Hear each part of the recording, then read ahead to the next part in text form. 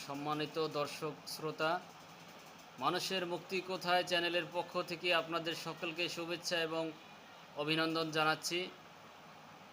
আজ আমরা একটি ভিডিও নিয়ে আপনাদের মাঝে হাজির হয়েছি। আমাদের মাঝে আলোচক আছেন ফকির সাধক ও গবেষক জনাব গোলাম মোহাম্মদ স্যার।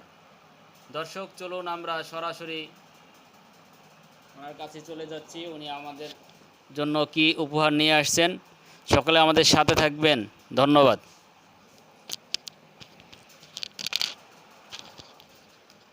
ওয়ালাইকুম সালাম রহমতুল্লাহি ওয়া বারাকাতুহু।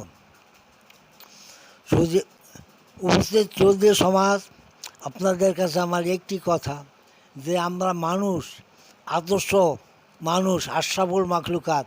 এই আশরাফুল মাখলুকাত কীভাবে হইতে পারে তার চেষ্টা এবং সাধনা আমাদের থাকা উচিত কি না। যদি উচিত হয়ে থাকে তাহলে মানুষের কথা কেন অমানুষেরা শোনে না, সেই প্রসঙ্গে কিছু কথা বলতেছি।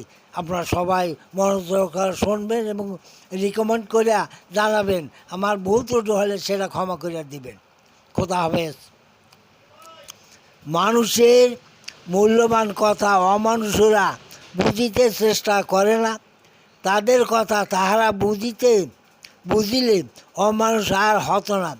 তাদের কথা তাহারা বুঝিলে অমানুষ আর হতো না। অমানুষ না থাকিলে আল্লাহর জাহান্নাম দিবে কাহারে বলো না। অমানুষ না থাকিলে আল্লাহর জাহান্নাম দিবে কারে বলো না। মানুষের মূল্যবান কথা অমানুষরা বুঝিতে চেষ্টা করে না। যাদের অন্তরে মানুষত্ব জ্ঞান বিবেকের প্রকাশ নাই, যাদের অন্তরে মানুষত্ব জ্ঞান বিবেকের প্রকাশ নাই, তারাই অমানুষ। সত্য কথা বলার মানুষ কই। যত সব দ্বন্দ্ব কোলাহল অমানুষ দ্বারা হচ্ছে, তাই নিঃস্বার্থ উদ্ধারে অপরের ক্ষতিতে মানুষ আর মানুষ থাকে না। মানুষের মূল্যবান কথা অমানুষেরা বুঝিতে চেষ্টা করে না।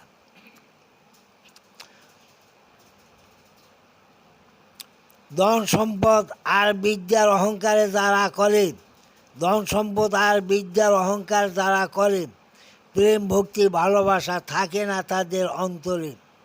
প্রায় তাদের পিতামাতা বৃদ্ধ আশ্রমের ভিতরে। মনুষ্যত্ব জ্ঞান বিবেক হারালে তাদের আল্লাহর দিদার হবে না। মনুষ্যত্ব জ্ঞান বিবেক হারালে তাদের আল্লাহর দিদার হবে না। মানুষের কথা, মানুষের মূল্যবান কথা অমানুষেরা বুঝিতে চেষ্টা করে না। যেমনি কর্ম তেমনি বিচার, ভেবে দেখো মানবগণ। যেমনি কর্ম তেমনি বিচার, ভেবে দেখো মানবগণ। কর্মনুরূপ ভোগ ভোগান্তি হচ্ছে তোমার সদাই সর্বক্ষণ।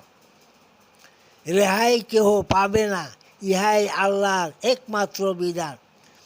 রেহাই কেউই পাবে না, ইহাই আল্লাহর একমাত্র বিধান। মৃত্যুর পরে গোলাম মোহাম্মদ কোথায় যাবে তা বোঝে না। মৃত্যুর পরে গোলাম মোহাম্মদ কোথায় যাবে তা বোঝে না। মানুষের মূল্যবান কথা অমানুষরা বুঝিতে চেষ্টা করে না। ধন্যবাদ ফকির গোলাম মোহাম্মদ স্যারকে। স্যার খুব গুরুত্বপূর্ণ আলোচনা করলেন। সকলে আমরা আলোচনাগুলো ভালোভাবে শুনব এবং আপনাদের সঠিক মতামত আমাদেরকে দিয়ে যাবেন। সকলেই ভালো থাকবেন, সুস্থ থাকবেন, এই কামনায় আজ এখানে বিদায় নিচ্ছি। আল্লাহ হাফেজ।